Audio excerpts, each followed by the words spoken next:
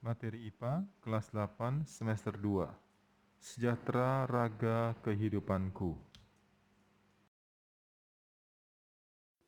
Pertemuan yang lalu kita melihat organ-organ pada sistem pencernaan.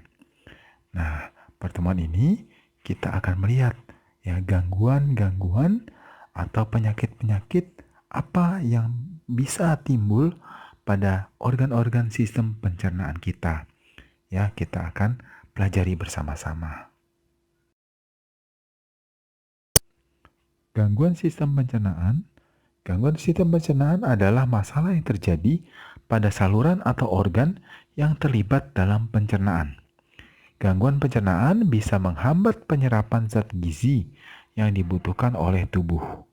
Akibatnya, tubuh menjadi rentan terhadap penyakit atau tidak dapat menjalankan fungsi sebagaimana mestinya. Ya, jadi kalau kita mengalami gangguan pencernaan, itu bisa saja tubuh kita menjadi lemah. Ya, lemah dalam arti mudah terserang penyakit karena tubuh kita menjadi sakit. Ya, atau organ-organ kita tidak melakukan fungsi sebagaimana mestinya. Ya, kita lihat ya gangguan apa saja sih? Banyak sekali gangguan, tapi ini hanya kita lihat beberapa saja ya. Yang pertama adalah sakit mah. Ya, ini yang umum sekali ya. Banyak sekali orang yang terkena sakit mah. Ya, sakit mah adalah kondisi tidak nyaman pada perut. Ya, itu rasanya seperti nyeri atau perih. Ya, sakit ya lambungnya.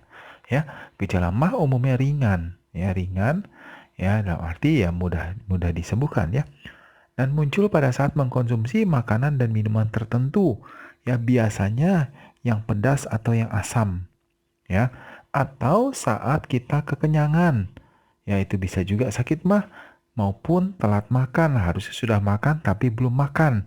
Nah, itu adalah kondisi-kondisi ya di mana bisa muncul sakit mah. Sakit mah itu dapat dicegah sebenarnya ya dengan memperbaiki pola makan.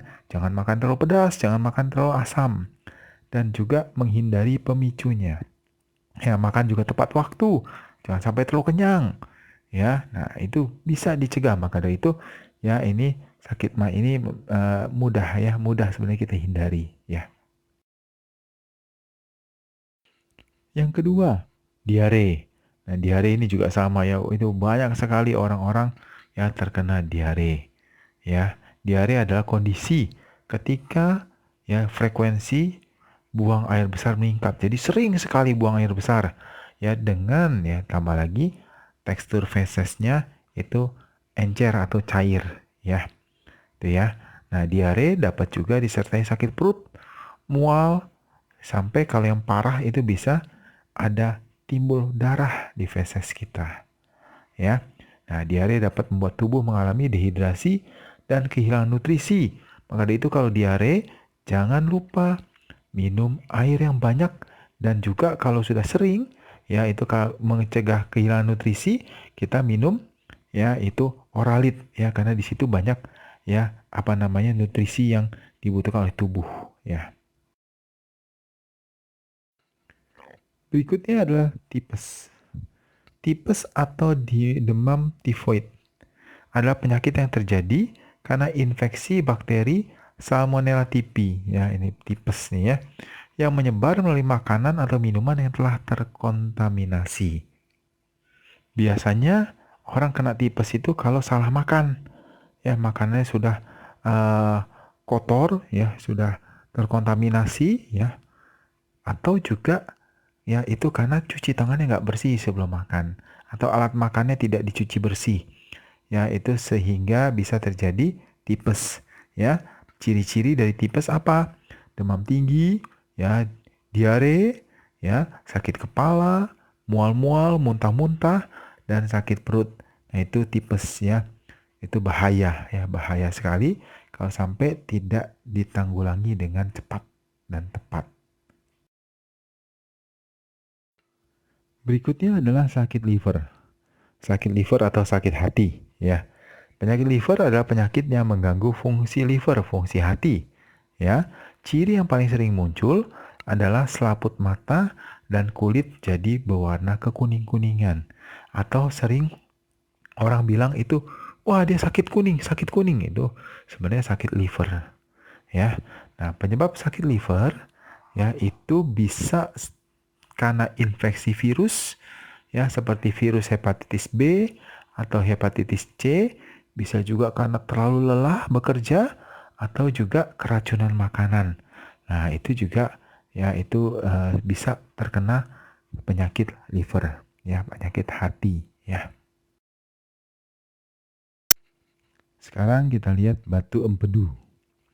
Batu empedu ada tumpukan material keras yang terbentuk di kantong empedu. Biasanya sakit batu empedu ini itu ya terjadi pada orang yang sudah usia di atas 50 atau di atas 40 ya. Karena sudah bertumpuk-tumpuk ya material keras yang terbentuk di kantong empedu. Batu empedu bisa terbentuk karena cairan empedu mengandung lebih banyak kolesterol dan limbah sisa metabolisme. Jadi tidak ini ya, tidak imbang ya. Ya, terlalu banyak kolesterol. Nah, itu bisa membentuk batu empedu. Batu empedu ini menyebabkan nyeri hebat pada perut bagian kanan atas ya. Itu sakit sekali kalau lagi batunya itu bergerak ya. Itu sakit sekali ya. Nah, ini bisa dihilangkan, disembuhkan dengan operasi.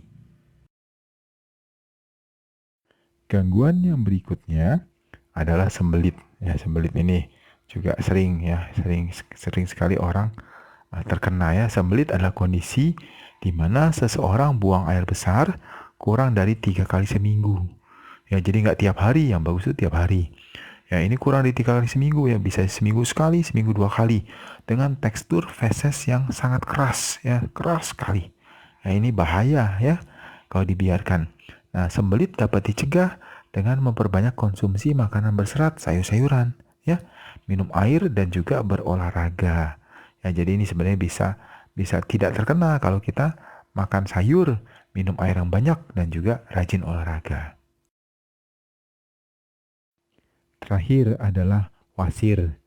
Nah, ini wasir ini ya ini akibat sering sembelit salah satunya ya.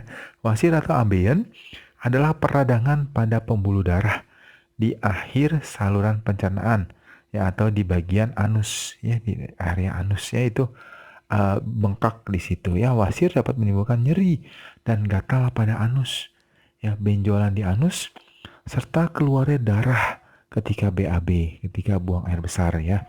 Ini bahaya ya, harus ditangani ya. Nah, kalau sudah terjadi wasir ya harus ke dokter diperiksa ya. Nah, wasir itu dapat dicegah sama seperti sembelit, dapat dicegah dengan memperbanyak makanan berserat, minum air dan juga berolahraga ya. Karena sembelit itu bisa menimbulkan wasir gitu ya. Nah, kalau tadi kita melihat gangguan atau penyakit-penyakit pada organ-organ pencernaan kita, nah terus sekarang kita lihat ya, bagaimana sih caranya kita memelihara organ pencernaan kita supaya tetap sehat, supaya tetap fungsinya baik, ya. Yang pertama, mengunyah makanan secara perlahan, supaya apa? Supaya hancur, ya, supaya hancur, tidak masih keras ya, kita sudah telan, ya. Perbanyak mengkonsumsi buah dan sayur, itu serat ya dan juga mengandung banyak air kalau buah ya. Kurangi konsumsi daging tinggi lemak ya. Nah, ini kalau lemak banyak itu bisa kolesterol. Nah, kolesterol salah satunya menyebabkan ya batu empedu ya. Perbanyak minum air putih ya. Lanjut, berjalan kaki sebentar selepas makan ya supaya makanan kita ini bisa turunnya lancar ya ke lambung ya. Jalan kaki ya, olahraga sedikit ya, tapi jangan lari ya. Hindari stres yang berlebihan ya, karena itu juga bisa mengganggu sistem pencernaan kita. Ya, hindari merokok ya, jelas ya merokok ini ya ini sangat tidak baik bagi tubuh kita ya. Salah satunya menyerang organ-organ pencernaan kita ya. Tidak mengkonsumsi minuman beralkohol dan berkarbonasi ya, atau soda secara berlebihan. Ya, itu bisa mengganggu lambung juga ya. Nah, ini contoh-contoh memeliharanya ya. Masih ada lagi? Masih slide berikutnya. Nah, ini ya. Cuci sayur atau buah dengan bersih sebelum dikonsumsi ya. Hati-hati ya bisa diare ya. Nah, rajin olahraga, ya rajin olahraga. Terus juga jangan menahan buang air besar atau buang air kecil ya. Kalau sudah ingin buang air besar atau buang air kecil, langsung jangan ditahan-tahan, itu berbahaya ya. Nah, terus juga konsumsi makanan kaya probiotik, ini untuk lambung dan usus kita. Ya, probiotik seperti tempe, yogurt, tahu, dan lain sebagainya. Nah, kalau kita lakukan ini, ya, ini kita sebenarnya sedang salah satunya memelihara kesehatan organ pencernaan kita. Apa yang kita pelajari? Yang pertama, gangguan pada sistem pencernaan dapat menyebabkan fungsi organ pencernaan terganggu atau tubuh menjadi sakit.